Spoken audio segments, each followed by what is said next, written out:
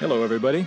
This is Ronald Haver, and I'm here to take you on a journey into the magical world of The Wizard of Oz, the best fairy tale movie Hollywood ever made, one that has delighted children and adults alike all over the world for 3 generations. The Wizard of Oz is an exceptional example of the now vanished studio system of movie making. It's a fusion of the gifts of many talented individuals, most of whom were under contract to the studio. Their work was blended superlatively by producer Mervyn LeRoy and his associate Arthur Freed. Expert craftsmen at MGM, a legendary studio at the zenith of its power and creativity, they created a film that is an acknowledged classic, one that is as fresh and affecting on the 20th viewing as it was on the first. There are many reasons why The Wizard of Oz is a classic, and one of them, of course, is the fact that it's based on one of the most beloved children's books ever written in the United States, L. Frank Baum's The Wonderful Wizard of Oz, published in 1900.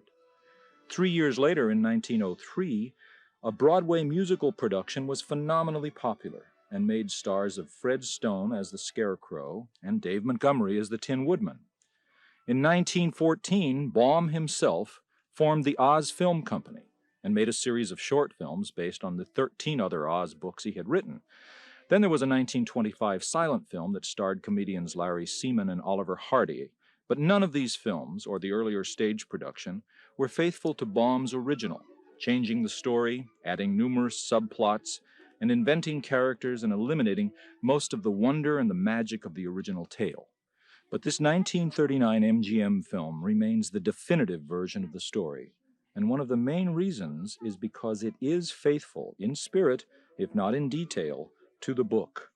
The adaptation and the screenplay by Noel Langley, Florence Ryerson, and Edgar Wolfe treats the material with respect and with affection.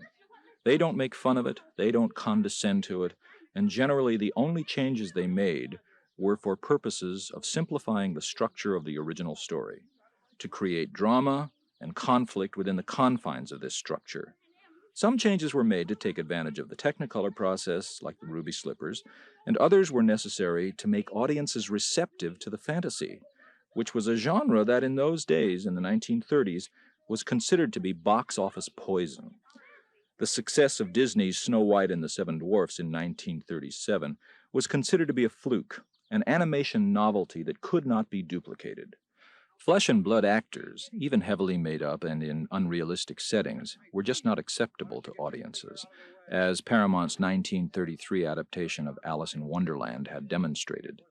To make the fantasy of The Wizard of Oz work, the screenwriter Noel Langley took Baum's Kansas prologue and expanded it because he felt that the character of Dorothy, at least as written by Baum, really did not have any kind of emotional core. In fact, 500 words into the Baum book, she is picked up by the cyclone and whisked off to the land of Oz.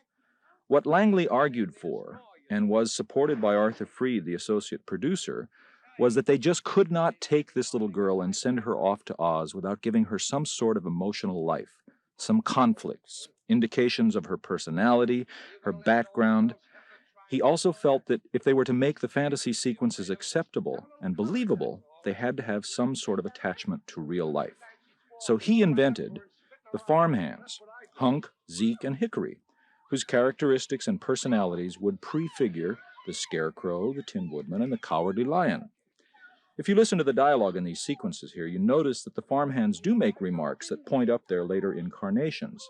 These black and white Kansas sequences were filmed after the Technicolor fantasy sections had been completed, and they are not the work of Victor Fleming, the credited director.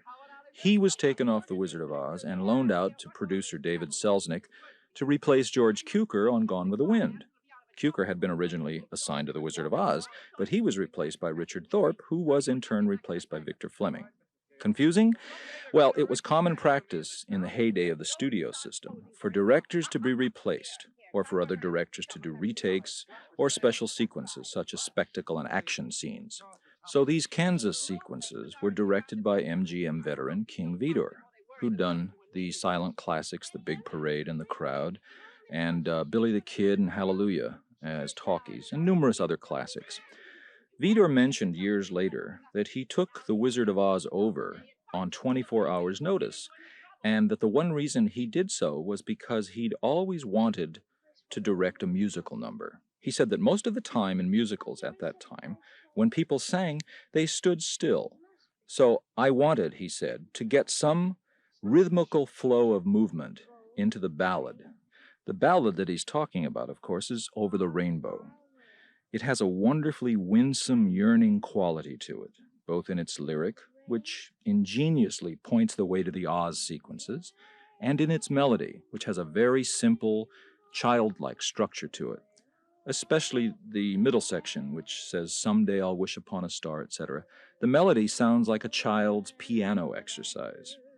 The song was one of the most problematical for Harold Arlen, the composer, and for E.Y. Harburg, the lyricist. They wrote the entire score in about 2 months. Both men, Broadway and Hollywood musical veterans, felt that the songs, rather than stopping the action as they usually did in most musicals of the time, should be woven tightly into the plot and the structure, advancing the story, fleshing out characterizations whenever possible. To make sure that this would be a possibility, Harburg, the lyricist, worked on the writing of certain scenes in the screenplay to make certain that the songs and the music were part of the fabric of the story. The two men worked very hard on this aspect of the film, and it shows. The Wizard of Oz is one of the first truly integrated film musicals, for all of the songs in it, all of the choral numbers and the musical bridges are related to the story and the characters, and this careful use of music in The Wizard of Oz makes it a groundbreaking, innovative musical. It set a new standard for the use of songs in films. Over the Rainbow was the last song the two men wrote for the film, and as Harold Arlen later related, he said, "I felt that we needed something with sweep, a melody with a broad, long line. Time was getting short, I was getting anxious. My feeling was that picture songs need to be lush, and picture songs are hard to write." The music for Over the Rainbow came to him very suddenly. He and his wife were going to a movie at Grauman's Chinese Theater in Hollywood. His wife was driving because Arlen was too anxious about the song he hadn't written. They had reached the spot on Sunset Boulevard where Schwab's drugstore is located. They were stopped at a traffic light when all of a sudden, Arlen related, this broad, long-lined melody came to me. I jotted it down in the car. It was as if the Lord had said, "Well, here it is, now stop worrying about it." They didn't go to the movie. He went home and worked on the song most of the night. The next day, he wrote the middle section, the part that sounds like the child's piano exercise. Then Harburg wrote the lyric over the next few days, and it went into the film and became the classic that it is almost instantaneously. Over the Rainbow sets the entire tone of The Wizard of Oz. Visually, it sets it beautifully. Here's this little girl in this gray, flat prairie, wistfully yearning for a colorful place over the rainbow, where there's no trouble, where skies are blue and bluebirds fly. It's a child's song, yet it has something about it that speaks to everybody, adults and children, and there has never been anyone who can sing it like Judy Garland. It's so identified with her that it's almost shocking to hear someone else sing it. It's as if they were plagiarizing it. Garland herself later commented that Over the Rainbow has been a part of my life for years. It is so symbolic of everybody's dreams and wishes that I'm sure that's why people sometimes get tears in their eyes when they hear it. I've sung it dozens of times, and it's still the song that's closest to my heart. Now here's another invention of the screenwriters, Miss Gulch, played by Margaret Hamilton. Miss Gulch is one of the great villainesses of our time. She's a creation of such meanness. She's almost a figure out of stock melodrama. All that's lacking is a cape and a mustache for her to twirl. What she's been invented for is to make the chief villain of the piece, the Wicked Witch of the West, acceptable and believable. Margaret Hamilton was an ex-schoolteacher from Cleveland who'd turned to acting after her divorce to earn a living for herself and her 3-year-old son. Her Miss Gulch, and later on The Wicked Witch, of course, is her best-known work, and it's probably one of the most famous portrayals of nastiness ever put on film. Elmira Gulch, just because you own half the county doesn't mean you have the power to run the rest of us. For 23 years, I've been dying to tell you what I thought of you. And now, Well, being a Christian woman, I can't say it. Aunt Em is played by Clara Blandick and Uncle Henry by Charlie Grapewan, two of MGM's best character actors. Now, Miss Gulch was not too smart, obviously, or maybe she was just forgetful. In any event, she forgets to fasten the basket, and Toto escapes. Now, again, this is an ingenious device employed by the scriptwriters to create a situation where Toto is in danger, which convinces Dorothy that her only hope of saving her little dog is to run away. Now, Dorothy's bedroom is a good example of glamour, MGM glamour at work, even in something as simple as a farmhouse. In the book, Baum describes this farmhouse where Dorothy and her aunt and uncle lived as one room made up of 4 walls, a ceiling, and a floor. Well, this being MGM, it had to be a fairly prosperous farm, so they added a barn, a stable, a henhouse, and the farmhouse itself was changed from one room to a large house with several rooms. Now, this sequence where Dorothy runs away with Toto was designed by the screenwriters to introduce the model for the 5th major character that Dorothy and Toto would later encounter in the Land of Oz, the wonderfully befuddled Professor Marvel. Now, originally, associate producer Arthur Freed had wanted Ed Wynn, the Broadway and radio comedian, to play the part, but Wynn didn't want to do it, so Freed then went after W.C. Fields, but he was unavailable. So MGM contract player Frank Morgan was cast, and it proved to be one of those perfect pairings of actor and role. The dialogue that's written for him in this scene is full of wonderful puns and is beautifully delivered by Morgan with just the right mixture of bluster, bravado, and bumbling, so that we know he's a fake, a con man, a lovable one to be sure, but still a fraud nonetheless. Now look very carefully at the coat that Professor Marvel's wearing. There's a story that everybody connected with this film swears is true. When Victor Fleming, the director, was going over the costume designs, he told the costume people that he wanted something nice-looking, but tattered. Grandeur gone to seed was the way he put it. So the wardrobe department people scoured the city looking for old second and third-hand coats, which they then showed to both Frank Morgan and Victor Fleming. Both of them chose this same coat. It was kind of a Prince Albert frock coat, and it was made out of black broadcloth with a very worn velvet collar, really ratty with age. It had the right look of shabby gentility, so they decided to use it, and when Frank Morgan looked inside the lining, he saw the name L. Frank Baum sewed in there. It had been made for the author of The Wizard of Oz by a tailor in Chicago years before. It's one of those stranger-than-fiction stories that is hard to believe, but evidently true. Frank Morgan and Professor Marvel's mind-reading act is marvelously vague and stumbling, but he is intuitive and generous, Professor Marvel is, and his convincing Dorothy that he sees her aunt crying and collapsing is another writer's device that serves 2 purposes.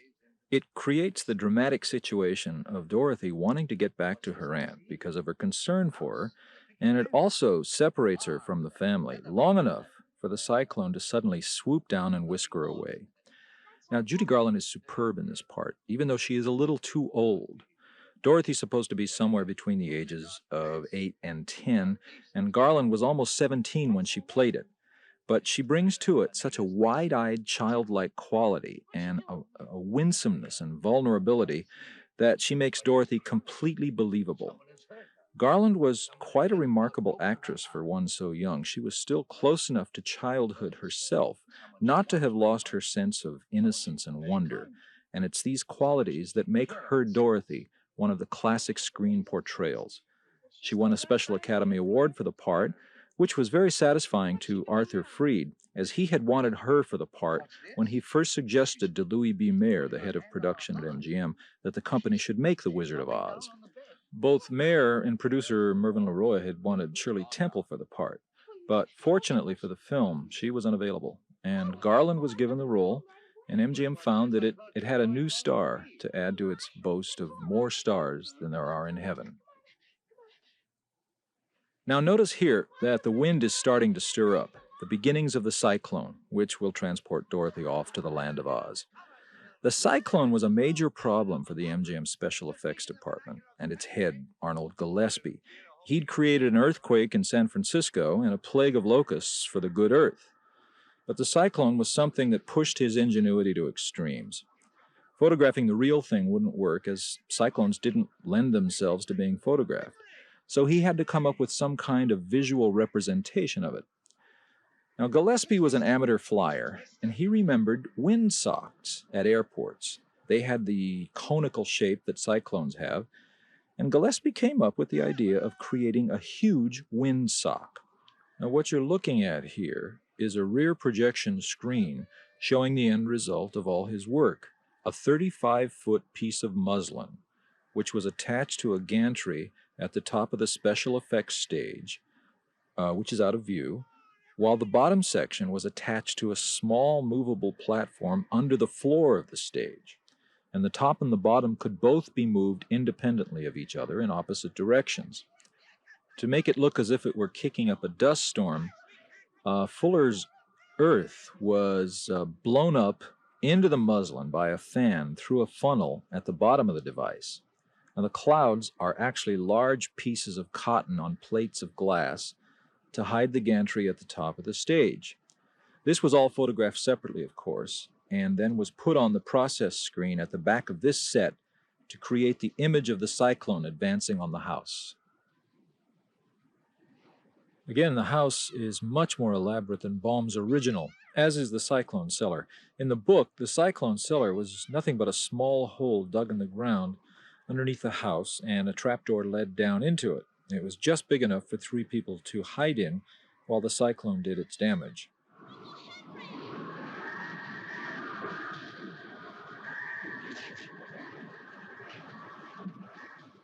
Now, here's one of those devices that the screenwriters used in an effort to make the fantasy sequences acceptable to audiences.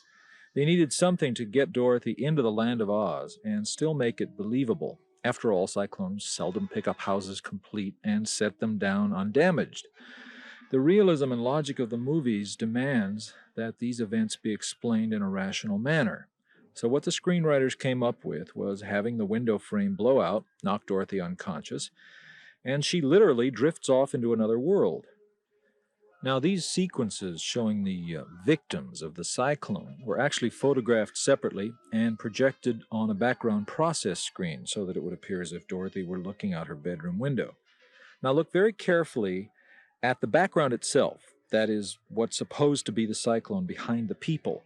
What you're seeing is a 35-foot muslin-covered cylinder, which had alternating bands of gray and black painted on it. The camera was placed inside this cylinder, and it rotated so that it seemed as if the cylinder and the cyclone were swirling around, when actually it's the camera that's doing all the moving. After that had been done, the previously filmed action of the people and the objects were double printed over the cylinder footage. This combined footage was then projected on this rear projection screen so that she, looking out her window, saw all these fantastic goings-on.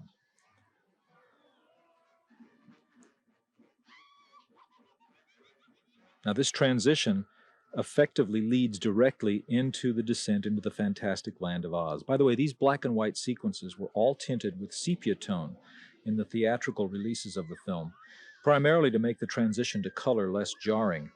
All the television presentations of the film have eliminated this, and so have all the subsequent theatrical reissues since 1956. But the sepia has been restored here so that you can see how its use gives a warmth and a special quality to this prologue. The original intent of the screenwriter was to have Dorothy stay black and white while the Land of Oz was in full color, and she'd stay that way until Glinda, the Good Witch, touched her with her magic wand. Then she would become full color. But it was technically so difficult that the idea was abandoned.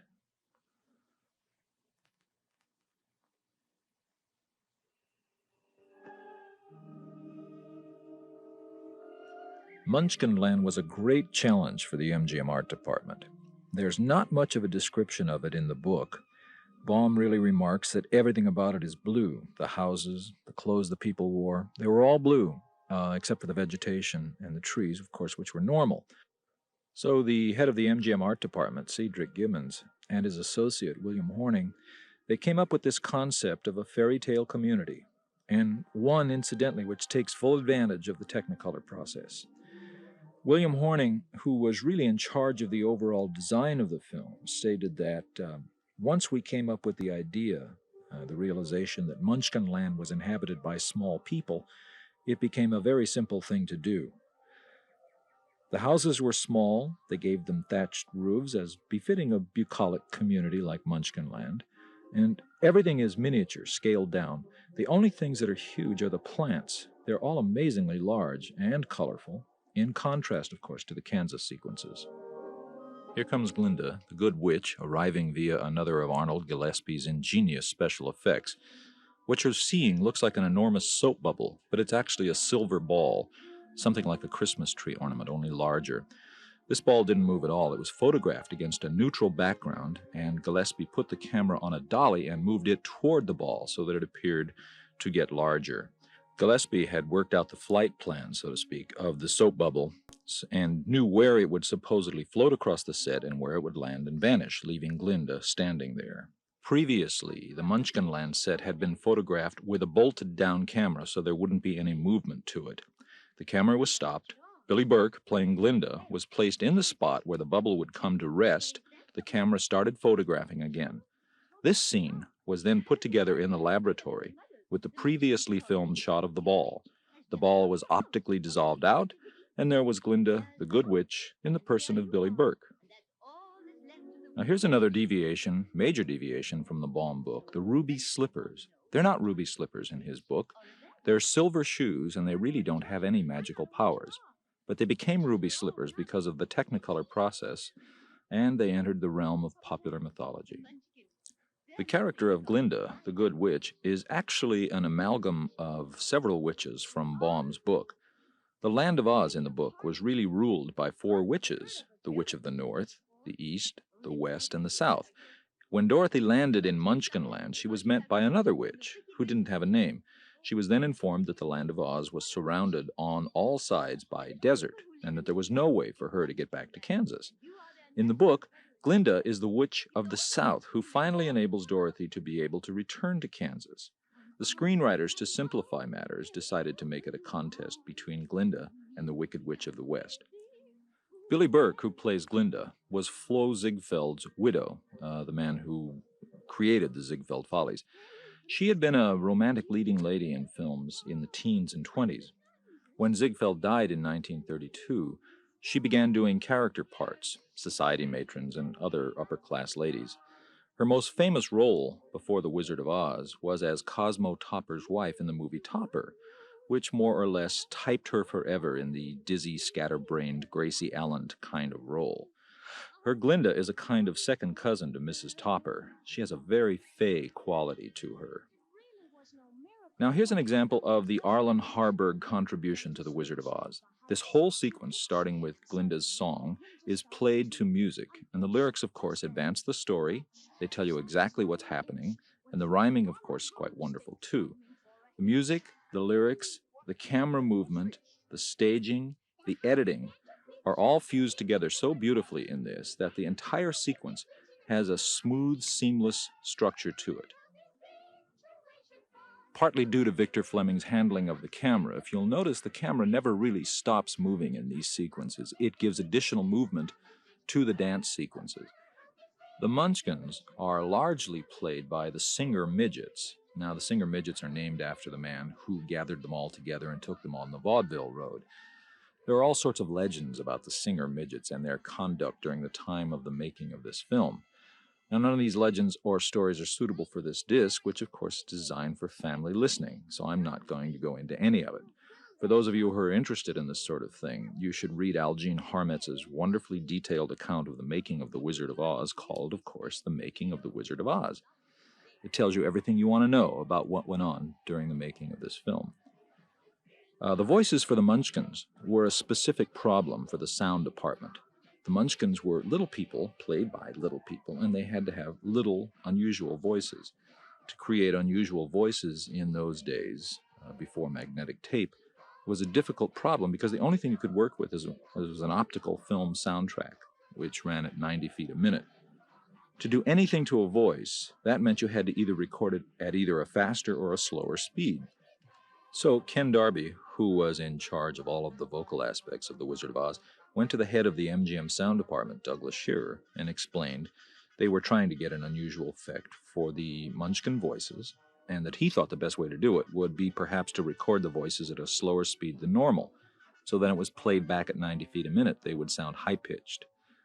Douglas Shearer designed a special new gear for the sound recording machine because they didn't have a variable speed recorder in those days. And it evidently worked because Darby later explained that he had the singers sing very slowly and distinctly so that the words would be very clear when it was played back at a faster speed. And he had them all do it to a metronome. None of the midgets did any of the singing. Darby had been a member of a vocal group called the King's Men Quartet, and he used several of this vocal group to do the actual singing, solo singing and ensemble singing for the midgets. The singer midgets get all of the credit for playing these parts in the Munchkinland sequence, but actually there were only 18 singer midgets in this sequence, and there were about 124 midgets in the entire scene, and 3 children, as a matter of fact. Singer was quite an entrepreneur, and he made sure that all of his midgets played the speaking parts, the coroner, the mayor, and the other talking parts. The choreographer was Bobby Connolly, who was an old hand at this sort of thing. He'd been staging shows on Broadway for years, and that had come to MGM in the mid-30s when musicals became a big factor of their production schedule. He had an assistant named Donna Masson, and she actually taught the singer midgets to dance. They didn't do much dancing because they couldn't dance very well. So what she did was she taught them a few steps, little what she called hopping things, little movements. There were really no difficult steps of any kind. At one time, she remembered, Donna Masson remembered that Bobby Connolly said, "We've got to get some happy movements in here." And he recalled that he had done a dance for a film at Warner Brothers, which had a little can-can. So he designed this can-can that the girls do. They didn't move their hips, they just moved their hands and their shoulders. And it was a simple skipping happy movement because the witch was dead. The 3 dancers, the 3 little ballerinas that you see here, are actually singer midgets. The vocal is being done by a group called the Debutantes, who were a fairly well-known vocal group at that time. Ah, the Lollipop Guild. Guess they had unions even in Munchkinland. 3 little tough guys. The voices are part of the King's Men Quartet, singing for the members of the Lollipop Guild. All of the costumes for the film are the work of Gilbert Adrian, who was more commonly known as Adrian, MGM's very famous costume designer. They were specifically designed to make the Munchkins look even smaller. That's why they have huge shoulders and huge vests and coats and big pieces of jewelry. The costumes for this number were all made of felt, even the shoes, and it all had to be sprayed and dyed specifically for the Technicolor cameras, because Technicolor in those days wouldn't always reproduce a color exactly as it appeared to the naked eye. Now watch very carefully here. The Wicked Witch is about to make her entrance. In the shot, right here, she's played by Betty Danko, the stand-in for Margaret Hamilton. I thought you said she was dead. Margaret Hamilton was not the first choice to play the Wicked Witch of the West. Gail Sondergaard, a well-known character actress and an Academy Award winner, was originally supposed to play the part. They had evidently decided that the Wicked Witch would be a beautiful witch. But then again, they probably had second thoughts about that, and they finally offered the part to Margaret Hamilton. She'd been a kindergarten teacher and had actually played the part of the Wicked Witch in stage productions of a straight dramatic version of The Wizard of Oz prior to doing the part in the film. Her makeup was designed to take advantage of the Technicolor process also. She spent a couple of hours every morning having that false nose put on, and her false chin and her eyebrows were all built up. This was done with rubber pieces, and then green copper-based makeup was applied all over her face and her hands, and it gave her that hideous Wicked Witch look. Watch very carefully as the Wicked Witch begins to go over to the point at which she's going to make her exit. And take a look. She moves back. The smoke comes up before she gets there. And you can see it, if you look very carefully, you can see her descending. This was the second take of this shot. Unfortunately, on the next take, the one after this, Margaret Hamilton's entire costume caught fire, and she was seriously injured. She wasn't hospitalized, but she was out for almost 5 weeks. Most of the skin on her right hand was burned off. And it was very dangerous, doubly dangerous, because of the copper makeup, which could have been very toxic. Margaret Hamilton related in an interview to Algene Harmetz that the makeup man and the doctor were both on the set, and they came over and looked at her hand, which had no skin on it. She hadn't realized this. And they began blotting off this makeup, because the doctor knew if he didn't, it would get infected and she could die. She said it was the most intense, ferocious pain she'd ever felt in her life because they were using this solution to take off the copper makeup. But they had to get the makeup off, and she tried to keep from screaming, and she did successfully keep from screaming, but she said she'll never, ever, ever forget the pain of that. Never let those ruby slippers off your feet for a moment. This is a lovely shot, the ruby slippers on the yellow brick road. Now, Follow the Yellow Brick Road became a motif in the film that allowed the story to go anywhere, because they kept coming back to the refrain, Follow the Yellow Brick Road. First it leads to the Scarecrow, then it leads to the Tin Man, it leads to the Cowardly Lion, and finally it leads to the Emerald City. If you listen very carefully to the structure of the song, Follow the Yellow Brick Road, it follows the same structure of We're Off to See the Wizard. They're both variations on the same theme. Now, the Yellow Brick Road is something that was lifted from the Baum book. In that, it's just a yellow brick road that meanders from the edge of Munchkinland into the land of the Quadlings, which was the next country over. And that, of course, has been eliminated from the movie. The set ends right there, and you can see that a painted backdrop takes over. These painted backdrops were an MGM specialty. Sometimes they were 300 feet wide, and they were painted with pastels and glue. This setting here is really a masterpiece of set construction because only the foreground, that V section, the intersection there, is real. The rest of it is all painted backdrop, including the second row of corn behind the Scarecrow. In the book, The Land of Oz is a fairly flat country. It had no mountains. It had some hills. But the art director took some dramatic license to give it some kind of visual interest. The art direction on The Wizard of Oz was credited to Cedric Gibbons, but he was the head of the art department. All of the art direction in MGM films was credited to him as the head of the department. The man who was really responsible for the look of The Wizard of Oz was, as I mentioned earlier, a man named William Horning, who was one of Gibbons' assistants. Each picture had an associate art director working under Gibbons, and Horning was the man who designed all of these sets and was in charge of constructing them, or at least making sure that they were built in accordance with his wishes and his designs. Ray Bolger is the Scarecrow who hasn't got a brain. Bolger was a veteran of the musical comedy stage, and he'd been signed by MGM probably about 3 or 4 years earlier. His first notice, big notice, came in MGM's spectacular production of The Great Ziegfeld in 1936, where he'd done what they called a, quote, eccentric, unquote, dance on a stage. Then later on, he was in the first big full-color picture that MGM made in 1938 called Sweethearts, which was a Jeanette MacDonald, Nelson Eddy film. His makeup was designed by Jack Dawn, the genius who did all of the character makeups in the film. They were all designed to follow as closely as possible the original drawings by W. W. Denslow, which had appeared in every edition of the original Oz book. The Scarecrow's makeup, at least the head, consists of latex over burlap, which is supposedly tied around his neck with a rope. It's a truly remarkable makeup. It doesn't do what this kind of makeup usually does, which is to obliterate the characters' or the actors' real facial expressions. Dawn designed it and put it together in such a way that Bolger still has entire, complete mobility and is able to use all of his facial expressions.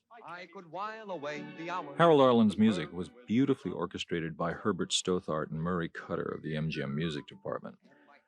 Stothart actually won an Academy Award that year, 1939, for the Best Original Background Score, beating out Max Steiner's really monumental score for Gone with the Wind. Many people think it was a very unfair winner.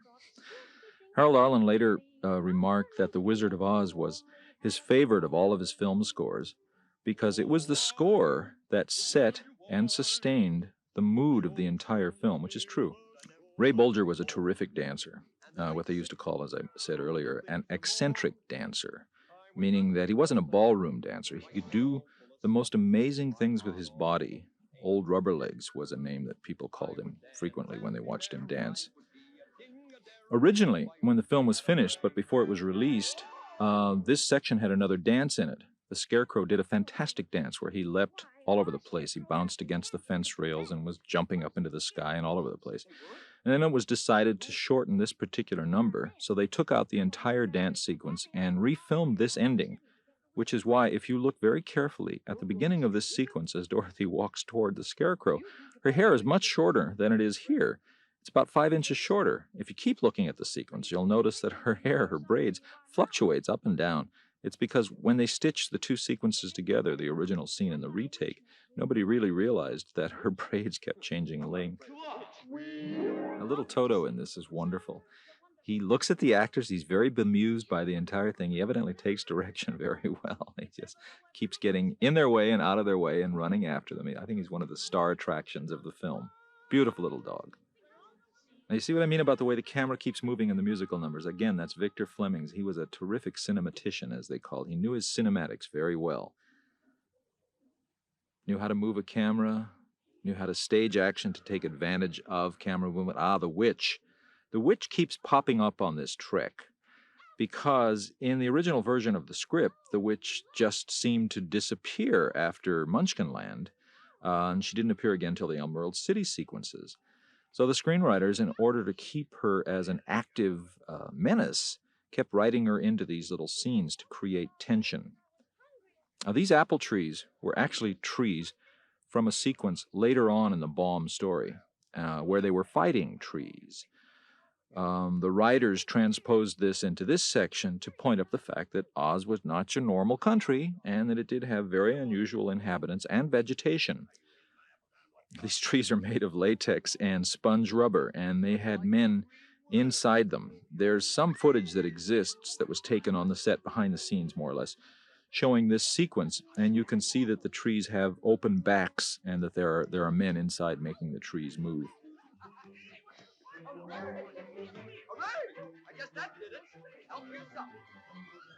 That musical bit that was just played was in the shade of the old apple tree, which is sort of an in joke, I suppose.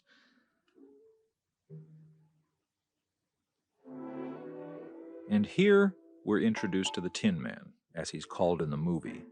In Baum's book, he was actually a Tin Woodman, and how he came to be a Tin Woodman is a very charming story, which was left out of the movie, evidently, because they didn't have time. In the book, he was actually a human being, a woodsman who was in love with a young girl.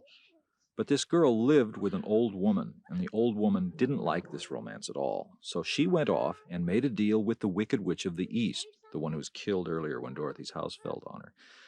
And the Wicked Witch of the East put a curse on this woodsman. The next day, after the woman had seen the witch, the woodsman was out chopping some trees with his axe, and the witch's curse took effect, and the axe cut off the woodsman's leg. Well, the woodsman, not wanting to be daunted about all this, went off to a tinsmith and had that leg replaced with a tin one. The next day, the same thing happened to the other leg, and, not to be stopped, the woodman goes off and has that leg replaced. Next, his arms went. By the time the witch's curse had taken its full toll, there was nothing left of the original man. He was a tin woodman, and he didn't have a heart, so he was no longer in love with the young lady, which pleased the old lady greatly. Of course, didn't make the woodman very happy, because he remembered being in love with the young lady, and he wanted a heart again, so that he could love that young lady, and that's one of the reasons why the Tin Woodman wants a heart. Jack Haley, whom you're seeing here, was not the first actor to play the part in this film.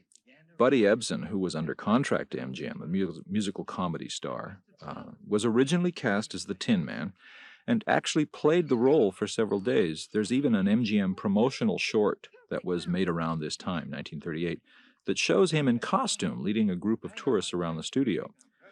What happened to Buddy Ebsen was almost a tragedy. Evidently, he was made very ill by the aluminum dust that Jack Dawn sprayed over his face to give the impression of his being made of metal. Ebsen was in the hospital for several weeks. He wasn't able to breathe, and rather than wait, Leroy and Freed recast the part with Jack Haley, and he made history in it. One lesson they did learn from this was Jack Dawn, instead of putting aluminum dust on Jack Haley, he made an aluminum paste of it, which was applied over Haley's grease paint so that it didn't clog his pores. The costume itself that you're looking at was made of buckram and rubber. The arms were rubber, and the body part was made of buckram and was all spray painted with silver and the appropriate noises were later dubbed in by the sound effects department. It's really ingenious, these lyrics, the way they're able to give a reason for the Tin Woodman wanting a heart without having to resort to telling the story that Baum had invented. That's what I meant when I said that the lyrics and the music are so integrated as far as character goes. They really comment on and develop the characters, which is very rare for any musical of the time, even on Broadway. Bobby Conley was the credited dance director on this, but basically the dance that he does is just a variation on vaudeville routines that this particular trio, at least Jack Haley, had been doing for years in vaudeville. His dance here has got a charming little bit where he stops and he toots out of the top of his head.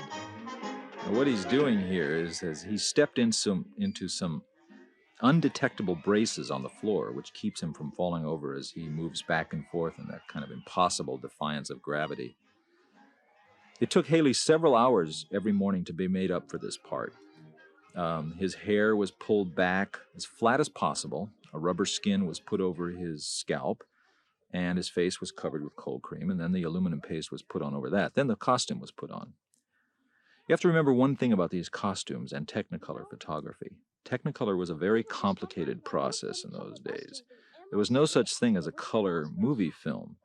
Technicolor obtained its color by exposing 3 strips of black and white film through color filters, all in a single camera. This black and white film was a very slow film, and with the filters, it was even slower. Consequently, the light sources had to be very strong.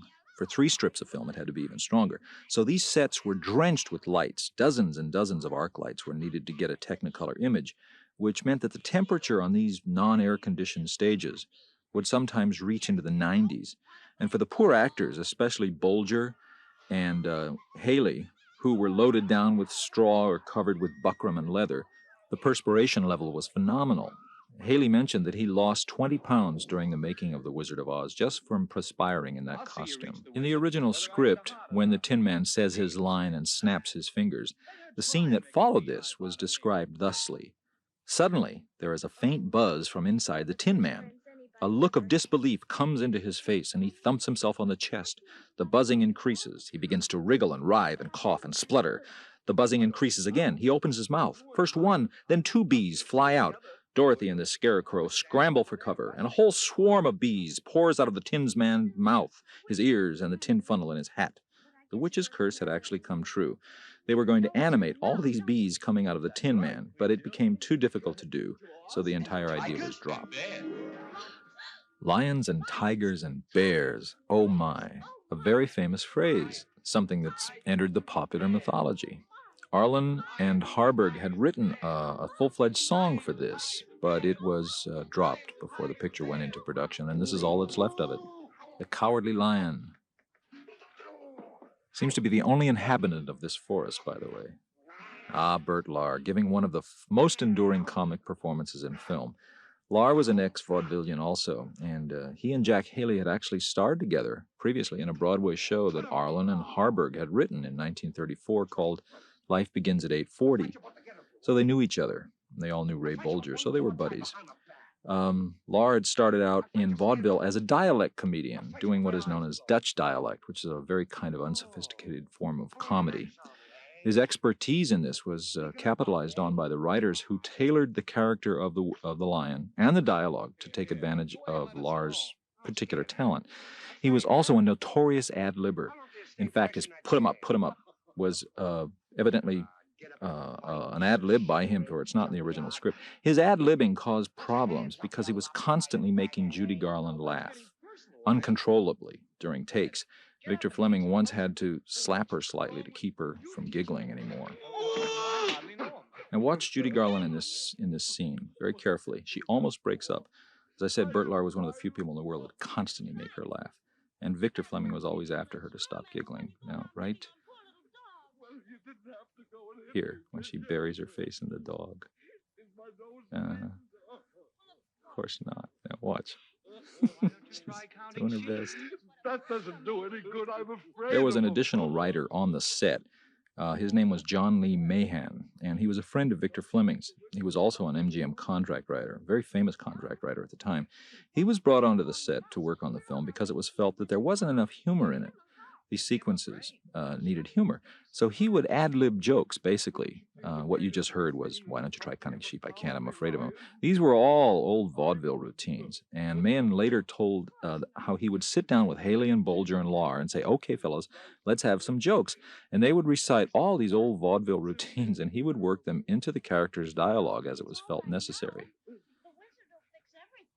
Burt Lahr's costume and makeup is really one of the more ingenious and imaginative uses of costume and makeup in the film. The costume itself was made up of a real lion's skin, heavily padded. He's got on heavy mittens, that mane, that long hair. He must have baked in this. If you look very carefully at his face, you'll see there's nothing really left of it except his jaw, some of his cheek, and his eyes. The rest is all a mask. It's one of those very flexible masks that Jack Dawn created. The flexibility is important to the actor's performance because it allows the audience to see their eyes. And as director George Cukor once said, acting for film is done primarily with the eyes. Harburg and Arlen were very good at taking lines and tailoring them to the personalities of the actors. They especially were delighted to be able to use Lahr's ability to make these plays on words. The Cowardly Lion obviously is the only Joyzy lion in the world.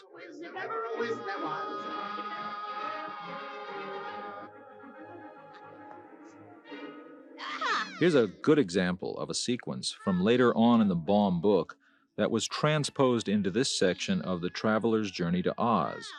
Originally, this took place late in the book, after Dorothy and her friends have liquidated the Wicked Witch. They're on their way back to the Emerald City to claim their prizes from the wizard, and they have to cross this poppy field.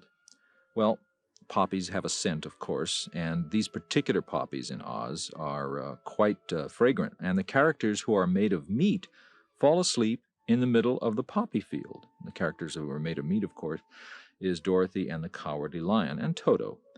The Tin Woodman and the Scarecrow, not being made of meat, aren't affected by the fumes of the poppies.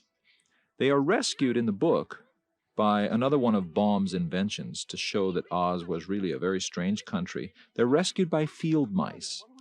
The queen of the field mice summons her subjects to help the travelers get out of the poppy field, but the sleepers are too big for the field mice to carry. So the Scarecrow gets the idea of building some platforms. The Tin Woodman goes off, chops down some trees, and they build these platforms on wheels, and hundreds of field mice come out, hitch themselves up to the platform, and carry off Dorothy and the Cowardly Lion out of the poppy field and send them back on their way to Oz.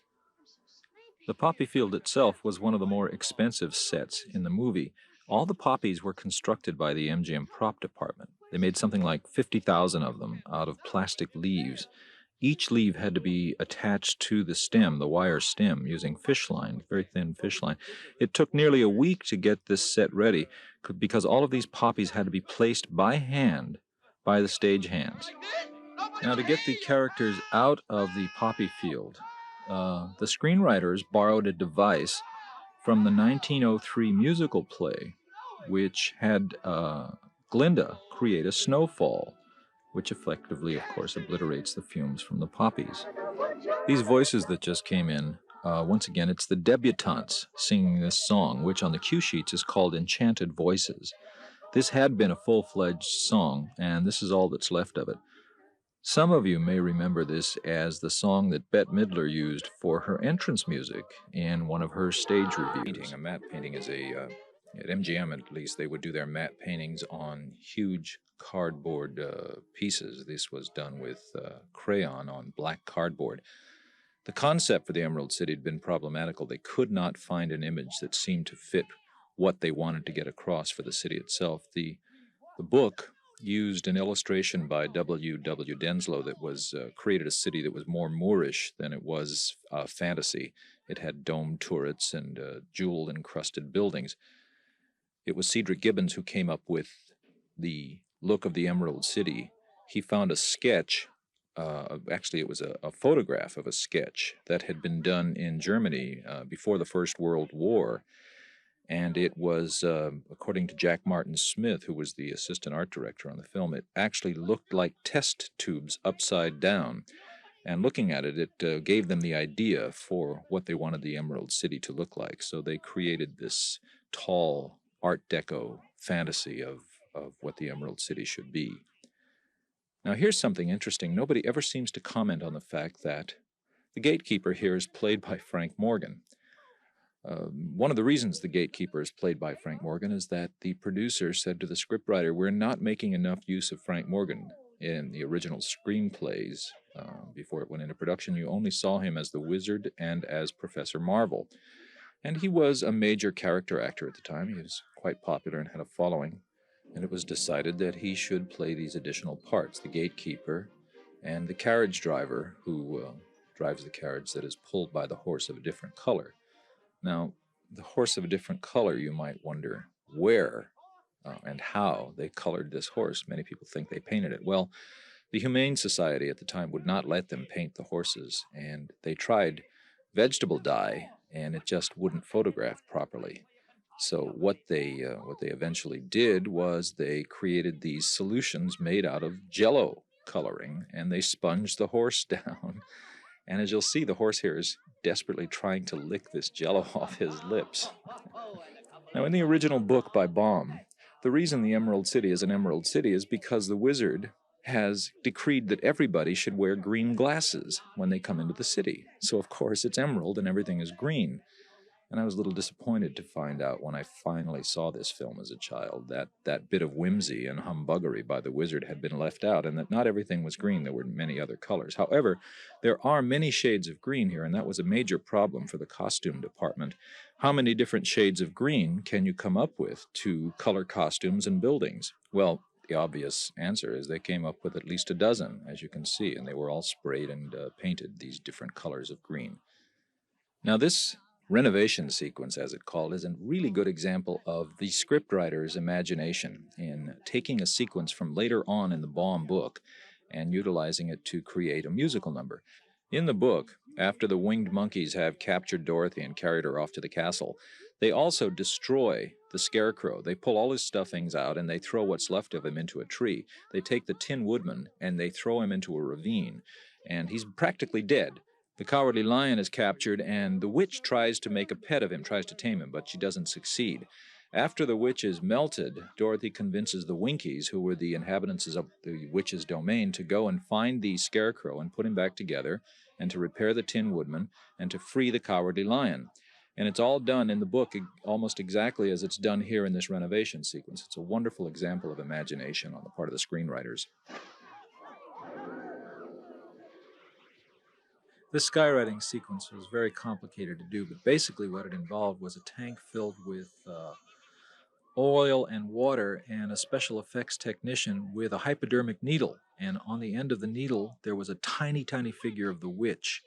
And he moved the hypodermic needle, which was filled with a combination of canned milk and dye, and he wrote "Surrender Dorothy" upside down and backwards in the fluid in the tank, using the needle in place of a pen, so that the skywriting seemed to come out of the tail of the witch's broom.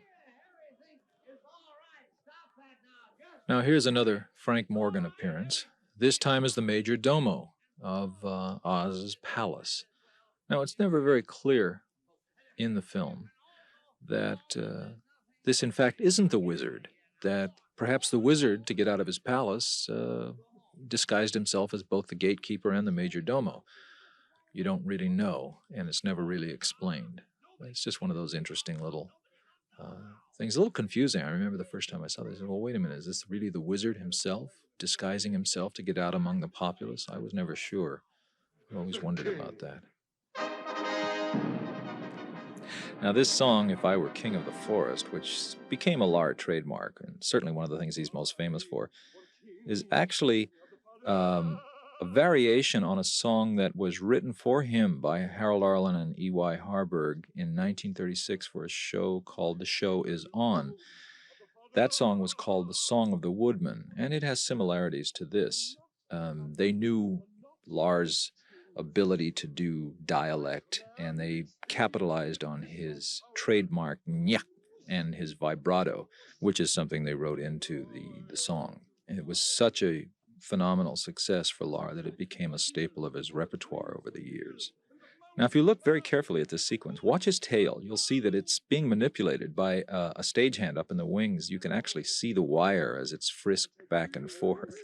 Lahr was a very private man. He was very outgoing on stage, but he was very reserved on off stage, and very quiet, bashful gentleman. Actually, he was everybody that worked with him said he was a real gentleman, very kind man. At this particular time when he was making The Wizard of Oz, he was involved in a tragic situation for him. He'd been married a number of years very happily and had 2 children by his wife, but she had undergone an emotional breakdown and was in an institution, and he'd spent a fortune trying to have her cured, but it was an impossibility. And he'd met another woman that he was in love with, but he was so riddled with guilt about being in love with another woman while his wife was in an institution that he refused to divorce his wife. So the situation, he was a deeply religious man, the situation was that he felt compelled not to do anything about this other love affair until he was free of his wife. So it was not a happy time for Lahr. And it certainly doesn't show here. You'd certainly never know that the man was going through emotional traumas. This is one of the great comic performances he ever gave in The Wizard of Oz, as the Cowardly Lion. Harburg must have had a wonderful time with these lyrics. Rhinoceros, imposterous, cellophane, elephant.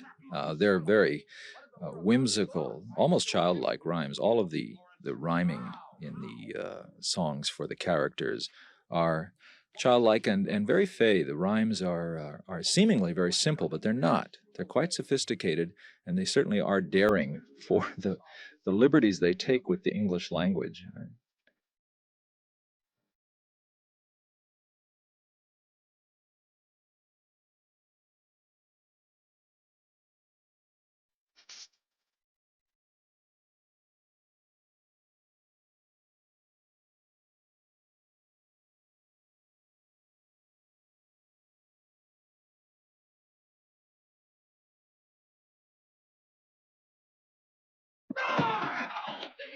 The wizard says go away. This refusal of the gatekeeper to let them in, the wizard says go away, is very strange. It's not in the book, and it seems to have been written in here specifically to allow a poignant scene to be developed here, to show Dorothy being heartbroken at not being able to get back to Kansas, because basically the man listens and immediately reverses himself and allows them in. There's no indication in any of the script files why the scene was written, but obviously there is not really much that tugs at your heartstrings as far as Dorothy's predicament up to this point. So this must be one of the things where the scriptwriters and the producer decided that this would be a good place to have people cry. And of course, the gatekeeper cries like crazy, buckets of water pouring down his face, and immediately lets them into the throne room. Here's a good special effects shot. And basically they're walking into an empty corridor. All that's really there is the black floor. The rest is a matte shot, painting on cardboard. In Baum's book, they don't meet the wizard collectively. They all wait in little apartments, and then he receives them all individually in his throne room. And he appears to them in various guises. He's a great head, a huge disembodied head when Dorothy sees him. When the Scarecrow sees him, he's a lovely young girl. And when the Lion sees him, he's a huge ball of fire. But in the interests of drama, simplicity, and production economy, they all meet Oz together. Interestingly, they did keep the huge ball of fire and the disembodied head in this sequence, so it is faithful in spirit to the scene in the book. Now look very carefully over there. There is no curtain. There is nothing there that could even be remotely described as a curtain with a man behind it. But later on, when they do come back, the camera makes a big point of showing it. Just wanted to point this out. Small and meek. Now, that's an actual line from the Baum book when Dorothy's presented to the wizard and he says, "Who are you?" She says, "I am Dorothy, the small and meek." This throne room set was quite elaborate, as you can tell. Again, very in keeping with Art Deco green. It's fashioned actually after a pipe organ loft. The special effects in it are fairly simple: belching smoke pots, belching colored flame, and a curtain of steam. And that's real live steam that was piped into the stage from a boiler outside and spread across the front of the throne with a series of nozzles. The great head that you see was not a rear projection. The steam was opaque, and so consequently there was no way to project the head and make it visible. So what they did was they had a projector mounted beside the camera, and in the projector was an image of that head, and it just kept running, and as the steam went up and down, the head was projected onto the back of that throne room area. You ought to be ashamed of yourself. Dorothy is spunky. She takes on everybody and everybody. First the lion, and now the wizard. Quiet whippersnapper. Great line. Now this run is Lar, and this angle, it is his stunt double, who was bigger and beefier, and he's the one that does the dive through the rosin window. Now the haunted forest. Here again is an example of the screenwriters taking a setting from later on in the Baum book and transposing it to this search for the witch with a sense of humor. Look at this sign. I'd turn back if I were you.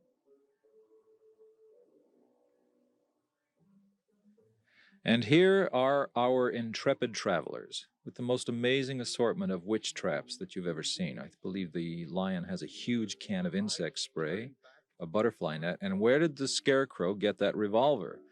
Also, I think the Tin Man is carrying, in addition to his axe, a huge silver wrench. Just what they have in mind is anybody's guess. Now, this sequence, as I said, they do go looking for the witch in the book, but this sequence was later on, after the witch has been melted and after the wizard has taken off in his balloon. They go off to the south of Oz looking for Glinda the Good Witch, and they come across this very deep, dark, dank forest where the lion, who has been given courage by the wizard, finally makes use of his courage and kills this really disgusting 40-foot insect which has been terrorizing the animals of the forest, and he is proclaimed king of the forest finally. In the book, the witch, as they are trekking towards her, sends all sorts of terrible things to do damage to them: crows and bees and wolves, all of which they overcome. Here, listen very carefully, she only sends one thing after them, a little insect, as she refers to it. They won't, I think it's right here. I've sent a little insect on ahead to take the fight out.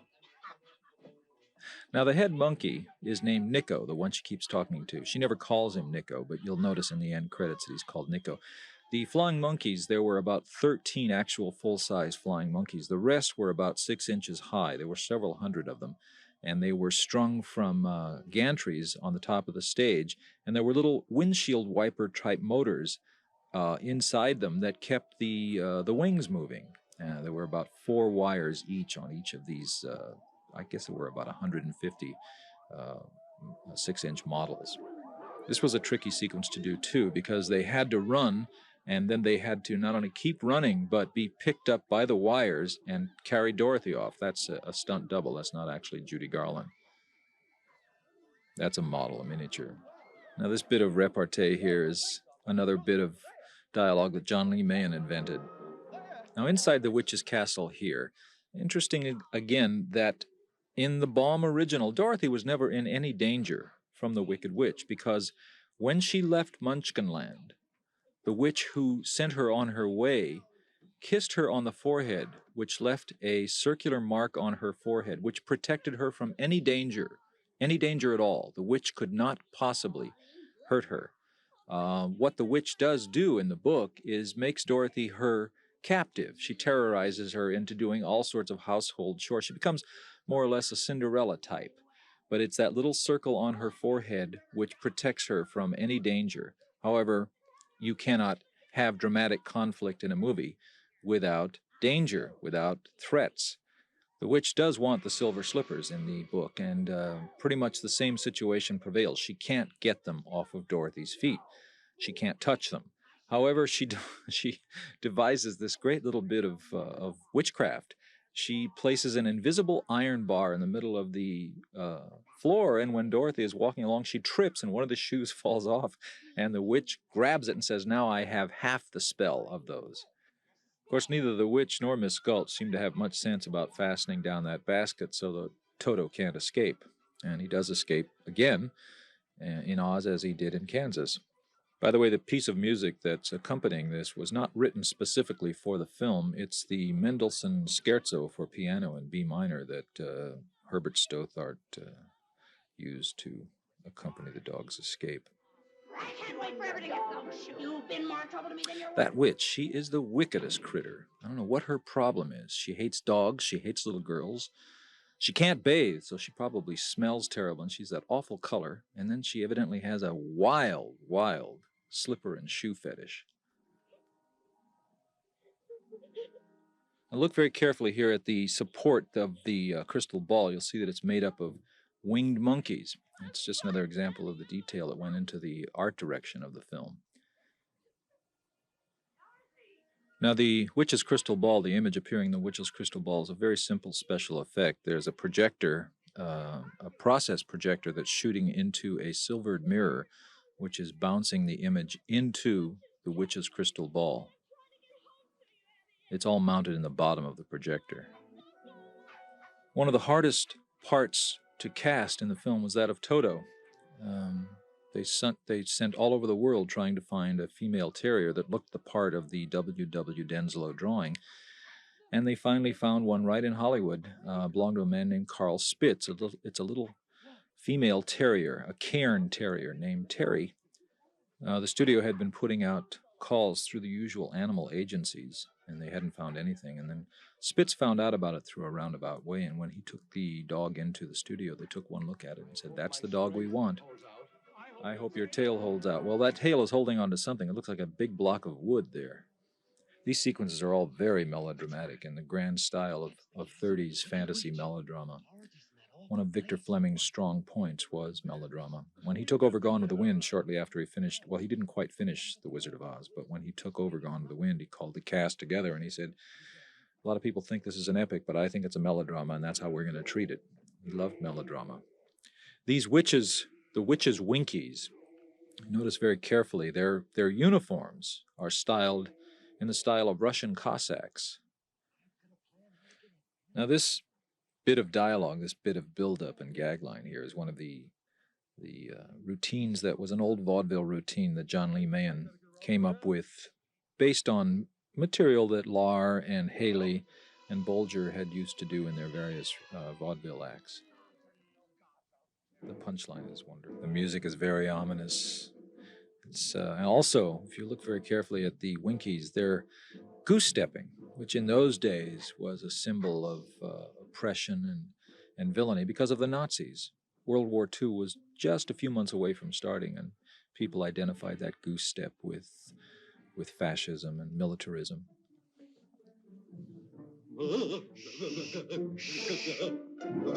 Now here again is an old comic stage convention for a comic battle, which is not to show the battle at all, but just to show bits and pieces of objects floating up and being thrown up into the air. And then, of course, they emerge victorious, but disguised. Baum's creation of the Scarecrow was ingenious in that it's the Scarecrow who comes up with all the ideas and all the solutions. This from a person who ostensibly has no brains. Now, it was these sequences that Victor Fleming first began filming on The Wizard of Oz. Originally, the picture had started under the direction of Richard Thorpe, and he filmed for 2 weeks, but his direction, according to Mervyn LeRoy, lacked imagination. He didn't have the mind of a child, so he was let go. All the footage was scrapped, and Victor Fleming took over, and it was this shot right here that we're about to see of Haley, the Tin Man, chopping down the door. That was the first shot that Victor Fleming directed on the film. Fleming was an odd choice to direct The Wizard of Oz. Also, he had a reputation as being an action director, a man's man, and certainly was not the kind of person you would associate with the successful direction of a childhood fantasy like The Wizard of Oz.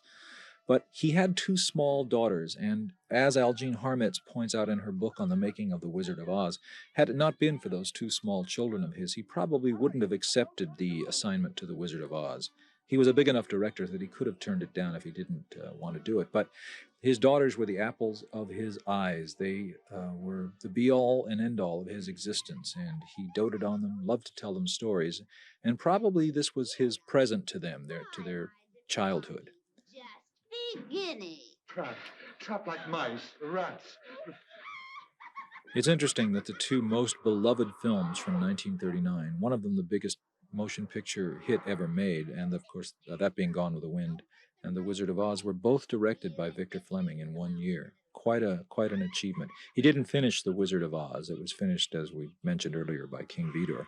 And he didn't start Gone with the Wind. That had been started by George Cukor. But Cukor was fired, and Fleming was brought in from MGM. Cukor was sent over from Selznick International to MGM to direct The Wizard of Oz. He decided not to, and instead directed The Women, which became also one of the big hits of the year. There they go. Ah, no. Have to go this way. Have to go that way. Hurry, hurry. There's a stunning shot right here. Look at that. Beautiful matte shot with the river sparkling in the distance. That's a live-action shot combined with a composite matte shot. See the river sparkling? Detail work in this film is phenomenal. All of MGM's films were phenomenal. This was the high point of their movie-making period. They never quite reached this level of excellence again. 1939 was the greatest year in movie history, if you look at the number of films that are acknowledged classics that were produced that year. Now, this sequence, The Melting of the Witch, it's very interesting to see the way it evolved in the film from the way it was presented in the book. In the book, Dorothy is furious because the witch has stolen one of her silver shoes, and she insists that the witch give it back to her. The witch refuses, so Dorothy, being the impulsive child that she is, picks up a bucket of water and douses the witch with it without realizing this means the end of the witch. Well, this was transmogrified into this very dramatic scene where the witch sets the scarecrow on fire, and Dorothy, in trying to help her friend, brings an end to the witch. Now look at her hat. It's about 3 sizes bigger than it should be, and as she moves, it falls over her face, looking as if she is melting. What is really happening there is her costume is nailed to the bottom of the floor. Dry ice and steam are being pumped up through openings in the bottom. She's on a small platformed elevator that is slowly descending into the bottom of the stage, and that is how the witch melts. You cured her. Now, the voices for the Winkies, that was accomplished by doing exactly the opposite for what they had done for the voice for the Munchkins. Ken Darby recorded some men with very deep voices at a faster than normal speed, and when it was played back at normal speed, it made them sound much lower. Now, between the end of this scene and this upcoming scene in the Wizard's throne room, there had been originally a triumphant procession as they came back to the Emerald City, but it was cut out because they wanted to get right to the dramatic core of this sequence. Ah, you liquidated her, eh? Great line. I said come back tomorrow. See, there's the curtain, which was not there before. Ah, well. Now, all of this is exactly as it was presented in the Baum book. It's one of the best remembered scenes from the book, as a matter of fact. I don't think in the Baum book he has all of these spectacular electronic gadgets. Man, I'm just a very bad wizard. That's one of 2 lines that are actually from the Baum book, the other line being, I am Dorothy, the small and meek. Now, this is a good approximation of this scene, this sequence in the Baum book. In the book, after they have discovered that he's a humbug, the wizard, being a pretty good student of human nature, calls them all into his throne room one by one in the succeeding days and grants their wishes. He manages to do everything that they need to do, all except for Dorothy. In the case of the Scarecrow, it's very kind of interesting. He takes the Scarecrow's head off, or rather the Scarecrow hands him his head, and the wizard mixes up a wonderful concoction of bran and pins and needles, puts the head back on the scarecrow, and when the scarecrow says, "What is this?" he says, "These are your brand new brains." And he says, "Well, why do I have all these pins and needles?" And the wizard says, "Well, that's to show everybody how sharp you are." So they've transmogrified it into this. He gives him a diploma. It makes it much simpler than trying to figure out how to take off poor Ray Bolger's head. Now, in the case of the Cowardly Lion, what the wizard does in the book is he goes to a cupboard and he takes out a bottle of green gold liquid, and he hands it to the Cowardly Lion and tells him to drink it. And the lion says, "What is it?" And the wizard, who is very logical, says, "Well, if it were inside of you, it would be courage. You know, of course, that courage is always inside one. So I can't really say that this is courage until you've swallowed it. Therefore, I advise you to drink it as soon as possible." And the lion, of course, drinks it. He drinks the entire thing. And the wizard says, "How do you feel now?" And the lion says, "Oh, I feel full of courage." Against wicked witches, I award you the Triple Cross. You are now a member of the Legion of Courage. Shucks, folks, I'm speechless. As for you, my galvanized friend, you want a heart. You don't know how lucky you are not to have one. Hearts will never be practical until they can be made unbreakable. But I still want one. Back where I come from, there are men who do nothing all day but good deeds. Now, in the case of the Tin Woodman, the heart is pretty much the way it's presented here, except that instead of, as they do in the movie, hanging a ticking heart on the outside of the Tin Woodman, the wizard cuts open his chest and places a silk-stuffed heart inside and then patches up his chest. Sentimental truths here. All of these speeches that the wizard makes to these characters have grains of truth in them, cliche though they may be, and sentimental though they may be. Years later, the group America stated it very plainly as to why these things are so enduring when they said that Oz never did give nothing to the Tin Man that he didn't already have. Of course, he can't do much for Dorothy except what he is about to do right here. He's going to take her back to Kansas himself. This is lifted pretty much almost intact from the book. It was much more low-key and undramatic in the book. After waiting for 3 days, Dorothy is summoned into the wizard's throne room, and he tells her what he has decided must be done to get her back to Kansas, and that is to construct a balloon. He doesn't have a balloon. He came to Oz in a balloon, but that was many years before, and the balloon has since been destroyed. So he and Dorothy construct a balloon. They spend almost a week cutting strips of silk cloth and gluing them together and making this balloon. After it's done, the sequence pretty much picks up as it is here in the film, where Oz calls the residents of the Emerald City together and tells them all that he is going off to hobnob with his fellow wizards and that he is leaving the Scarecrow to rule over them.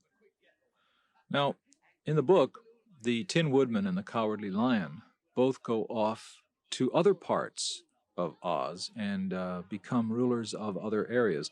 The Tin Woodman goes off to the Winkies, the land of the Winkies, and becomes their ruler, and the lion goes off to become king of the forest.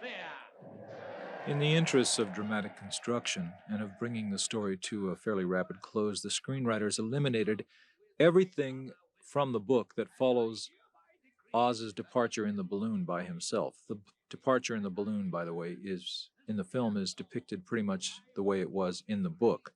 After he leaves and Dorothy is stranded in Oz, she's told that Glinda, the Good Witch of the South, can probably help her get back to Kansas. So she and the Scarecrow and the Tin Woodman and the Cowardly Lion go off on a trek through Oz, and they meet the most amazing set of characters, the dainty China people who are made entirely of China and break very easily and are terrified of running.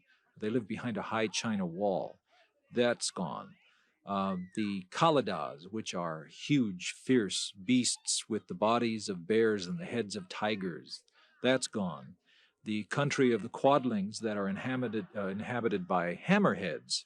Now, these hammerheads are like jack-in-the-boxes. They're people whose heads can be extended quite a ways out from their bodies, and that is how they take care of themselves, by punching people with their heads, so they're so-called hammerheads. All of these very fanciful creations, these characters were eliminated. Probably would have been very anticlimactic, but still, one can't help but mourn the loss of these if one loves the book. So instead of going to Glinda, as they did in the book, Glinda comes to them. So here is Glinda to tie up everything, all the loose ends, to give Dorothy the secret of the ruby slippers and a bit of homespun homily advice here. The construction of the film, the beauty of what the screenwriters accomplished here is to take all of the elements of the Baum book and to make them work dramatically, to make the characters understandable, to give it a very clear-cut, linear narrative flow with no side excursions, no deviations from the main plot, to keep it on a very straightforward storyline track, so that you are constantly caught up in Dorothy's predicament, and you're constantly caught up in her emotional development. Not only her emotional development, but as she says, her own self-awareness, which comes full circle here. But that's so easy. I should have thought of it. Movies are an emotional medium, much more of an emotional medium than they are an intellectual medium. And one of the strengths of The Wizard of Oz is the fact that it can still, after how many viewings, wring tears from an audience at this departure and these farewells. Now I know I've got a heart, because it's breaking. There's no place like home. Now this ending is exactly as it is in the Baum book. Dorothy does click her heels 3 times and wishes that she were home. And in the twinkling of an eye, she is home. She finds herself in the field outside Aunt Em and Uncle Henry's farmhouse, and she looks down, and the silver slippers are gone. They had fallen off her feet in the great crossing of the desert, evidently, and were lost forever. And the book ends as Aunt Em comes out and finds Dorothy, and Dorothy says, "I'm so glad to be home." The framing device that was invented by the screenwriters to bring Dorothy back to Kansas, of course, turns the entire thing into a dream.